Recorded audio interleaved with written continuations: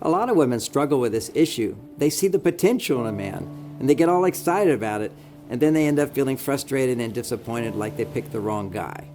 Now, why is that? I don't hear that much from men. Well, women have natural genes and hormones that give birth to babies. And when you have a baby, you have to see the potential. You're loving this baby, and you know that one day they'll be able to talk. One day they'll be able to walk. One day they'll be able to say their name. All of these things are their potential, but you don't realize it right away. So you have this understanding that it takes time for it to develop, and you can see it. And because they're a baby, you don't experience frustration. You have what I might say is an appropriate expectation that it takes this much time to develop this much time to develop this. And even there's classes today which explain to mothers, at this age this will develop, at this age this will develop, at this age this will develop. So that same tendency to see into the potential. Now you grow up and you have relationships, or your partner's grown up and you're having a relationship with them. You can fall in love with a man's potential. And it's very exciting because you're actually having the reaction as if he's fully realized his potential. So you fall in love. You feel, oh, this is amazing. My life's going to be so much better.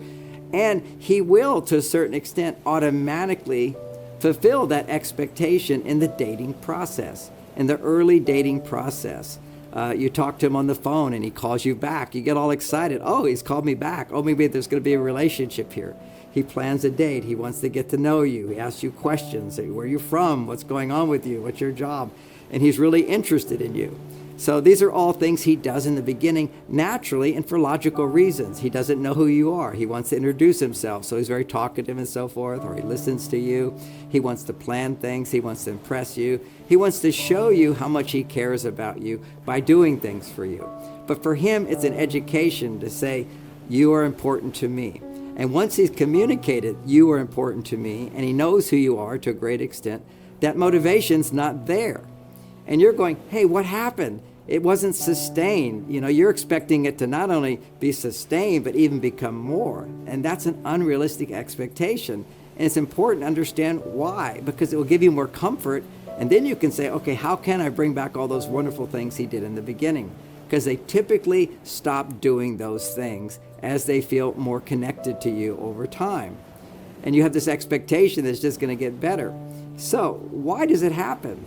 Well, in a man's mind, he feels like, I'm going to do all this little stuff and see if it can make you happy. As a marriage counselor, whenever somebody's having big problems in a relationship and it's a man, he wants to leave a relationship, he often says, no matter what I do, it's never enough to make her happy. It's a primary motivation in men to feel successful in providing something that makes you happy. And in the beginning, it's all these little things can make you happy. He feels assured that, oh my goodness, these little things can make her happy. Wait till I do the big things, like making a commitment, like sharing my life with her, like, anticipating a monogamous relationship, giving up his freedom, he often thinks, to be in a single relationship. And he's already done all these little things. First of all, he thinks, why do I need to do it again? I've already shown you that I care about you.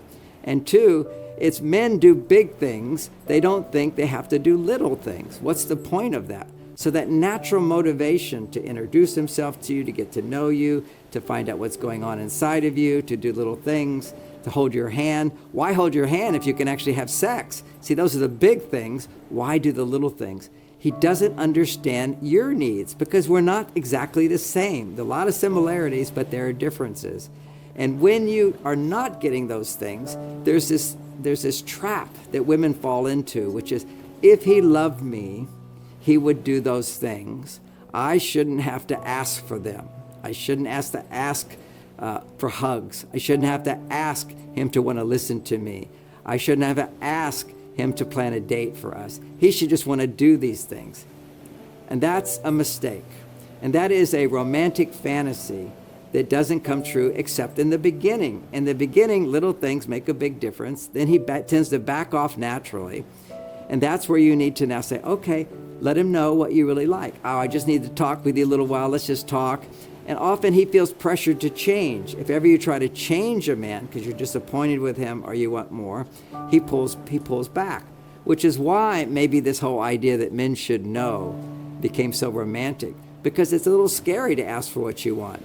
Because, here you are opening your heart to someone and you ask them, hey, would you take me to so-and-so, so-and-so? And he says, oh, I don't want to do that. Why would I want to do that? So rejection is scary.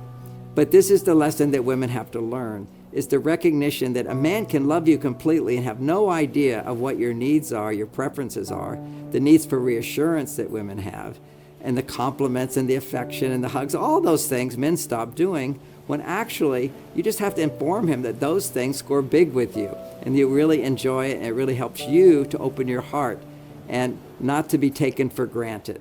Because the natural tendency is there, but we can see through it and solve it by learning new relationship skills. And these are the foundation principles of lasting love.